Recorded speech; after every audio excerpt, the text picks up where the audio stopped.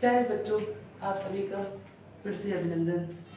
हम आपको बता दें कि पिछले क्लासेस में कुछ शेड्यूल सही नहीं हो पाने की वजह से हम हिंदी की क्लासेस नहीं ले पा रहे थे। आइए आज हम आपको शेड्यूल बता देते हैं कि मंडे, ट्यूसडे, वेडनेसडे को जीएस की क्लासेस होती हैं और थर्सडे, फ्राइडे, सैटरडे को हिंदी की क्लासेस होती हैं। चलिए फिर हम हिंदी रिसर्च क्वेश्चन के बारे में चर्चा करते हैं। प्रत्यय उस अक्षर या अक्षर समूह को कहते हैं जो शब्द रचना के निमित्त शब्द के पीछे लगाया जाता है। जैसे बूढ़ा में पा लगाने से बुढ़ापा बन जाता है।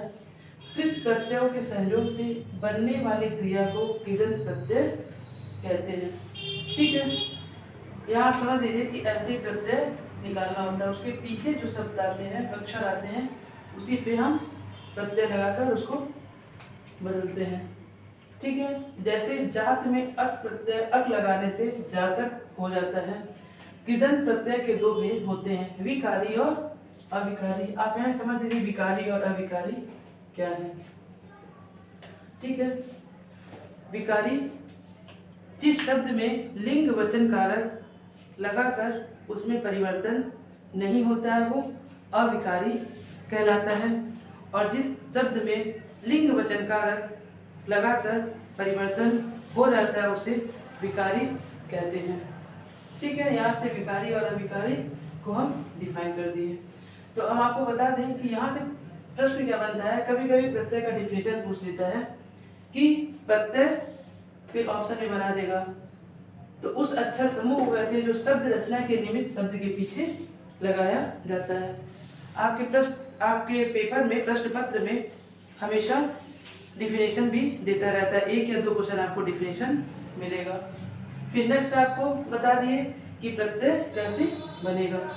ठीक है, फिर विकारी और अविकारी हम आपको डिफाइन कर दिए, क्योंकि विकारी और अविकारी पूछ लेता है डिफिनेशन।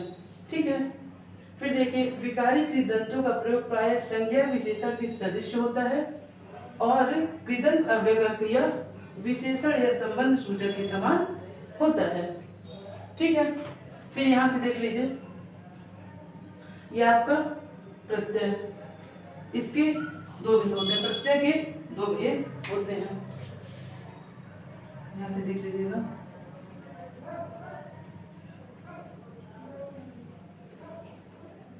प्रत्यय के दो भेद होते हैं। ठीक है, पहला है तद्धित प्रत्यय, दूसरा है कृत प्रत्यय। कभी कभी भेद भी पूछ सकता है कि कितने भेद होते हैं, ऑप्शन बना देगा 2, 3, 4, 5, तो आप 2 लगाएंगे। ठीक है, फिर तद्धित प्रत्यय, कृत प्रत्यय। इसमें देखिए ये दिया हुआ है इस तरह से, कर्तृवाचक तद्धित प्रत्यय, लघुवाचक तद्धित, संबंधवाचक तद्धित, गणनावाचक तद्धित, सादृश्यवाचक तद्धित, भाववाचक तद्धित, गुणवाचक तद्धित, स्थानवाचक तद्धित और स्त्रीवाचक तद्धित। आपको इस नाम से क्लियर है कि ये किस तरह का प्रत्यय है। हम आपको बता देते हैं कि इस पे प्रश्न कैसे बनता है। कभी कभी क्या करता है कि पूछ, आपको ये सारे नाम इसलिए जानना आवश्यक है क्योंकि कभी कभी पूछ लेता है कि इसमें कौन सा तद्धित प्रत्यय है।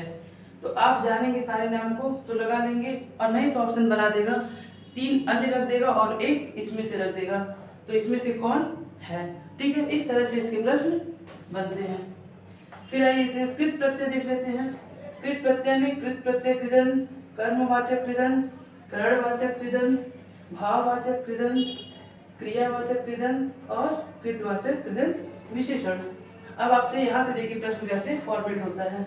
यहाँ देखिए इसमें से 3 ऑप्शन ले लेगा, जैसे गणनावाचक, सादृश्यवाचक, गुणवाचक, और इसमें से एक दे देगा। तो पूछेगा कि कृत प्रत्यय इसमें से कौन है, या फिर यहाँ से 3 ऑप्शन देगा, कर्मवाचक, करणवाचक और भाववाचक। इसमें से पूछेगा कि कौन सा, और एक तद्धित प्रत्यय का ऑप्शन ले लेगा, तो कौन सा पूछेगा इसमें कृत प्रत्यय कौन सा नहीं है, तो आप इसमें से लगाएंगे। इस दोनों को आप हमेशा याद रखेंगे, और इसीलिए तद्धित प्रत्यय के कितने हैं ये भेद और कृत प्रत्यय के कितने ये भेद हैं, आप इसको याद रखिएगा हमेशा। ठीक है, इस तरह से क्वेश्चन फॉर्मेट होते हैं। फिर देखिए तद्धित प्रत्यय का डिफिनेशन देख लीजिए क्या है। जो प्रत्यय संज्ञा सर्वनाम विशेषण से जुड़कर नए शब्द बनाते हैं उसे तद्धित प्रत्यय कहते हैं। संज्ञा में आप इसका उदाहरण देख लेंगे, जैसे बालकपन। ठीक है, संज्ञा में आपका हो जाएगा बालकपन। ठीक है, सर्वनाम पे अपनत्व, सर्वनाम का उदाहरण हो जाएगा अपनत्व। ठीक, विशेषण में हो जाएगा आपका अच्छाई। ठीक है, इस तरह से आप इसको देखिए। फिर आइए कृत प्रत्यय में जो प्रत्यय धातुओं के अंत में लगते हैं उसे कृत प्रत्यय कहते हैं। ठीक है, इसमें से आपको पूछ लेगा कि मान लीजिए तद्धित प्रत्यय है और इसमें अगर दे दिया बालकपन, बालकपन दे दिया ऑप्शन में और 3 अन्य दे देता है, तो आप समझ जाएंगे कि ये तद्धित प्रत्यय का संज्ञा प्रत्यय है। ठीक है, फिर सेकंड वाला देखेंगे, अगर सर्वनाम का कोई जैसे अपनत्व दे दिया और फिर कोई अन्य बना देता है, तो आप समझ जाएंगे कि ये तद्धित प्रत्यय सर्वनाम तद्धित प्रत्यय है। विशेषण ऐसे विशेषण में बना देगा ऑप्शन 3 कोई और पहला दे देगा इसमें से अच्छाई, तो आप समझ जाएंगे कि ये तद्धित प्रत्यय विशेषण है। ठीक है, इस तरह से ऑप्शन बनाता है। फिर आइए देख लीजिए रस, रस के बारे में जान लीजिए, रस क्या है। ठीक है, तो रस का अर्थ होता है आनंद। ठीक है, फिर यहां से देखिए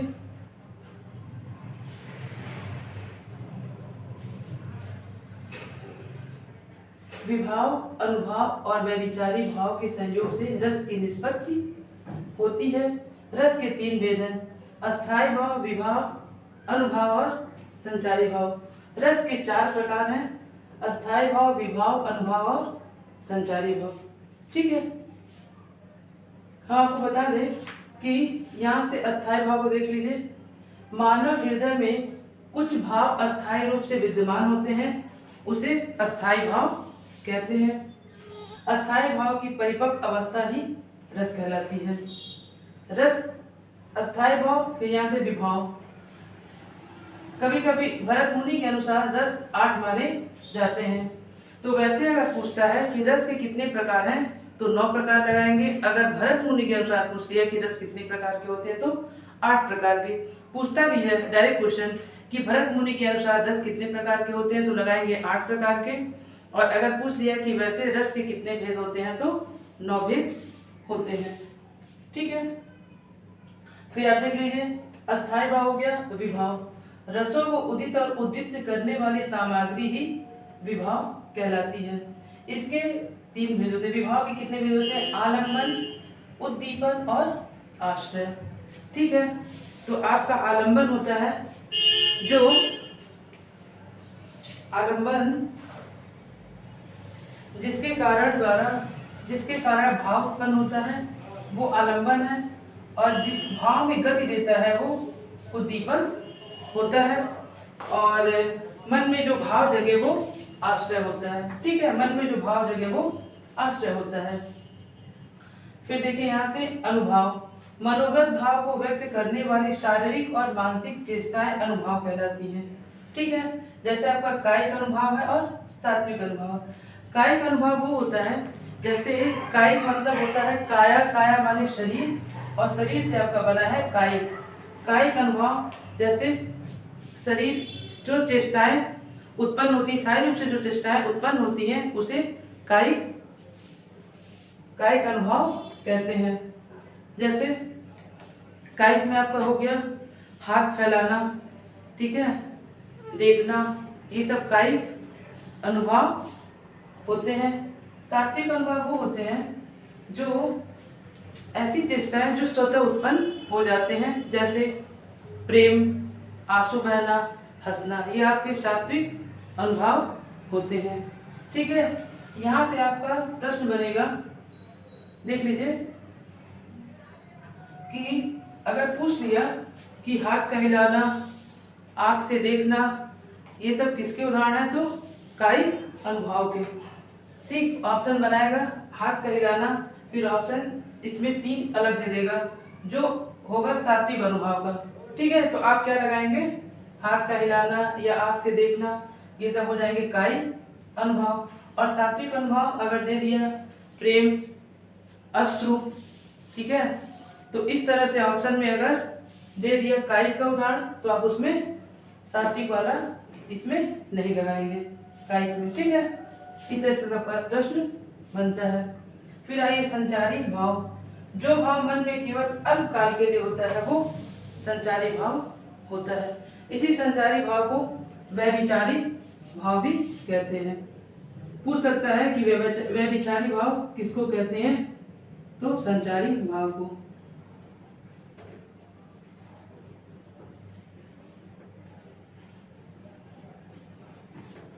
ठीक है, अब देख लीजिए रस और इसके अस्थाई में यहाँ से क्वेश्चन बनता ही बनता है और हमेशा 1-2 क्वेश्चन रस से आते हैं और ज़्यादातर अस्थाई भाव ही पूछा जाता है। तो यहाँ से प्रश्न आपका 101% बनना तय है। आपसे रस का अस्थाई भाव पूछा ही जाता है। तो आप याद रखेंगे ऑप्शन में सीधे पूछ लेता है कि श्रृंगार का अस्थाई भाव क्या है? तो रति। हास्य का अस्थाई भाव हास्य। करुण का अस्थाई भाव शोक।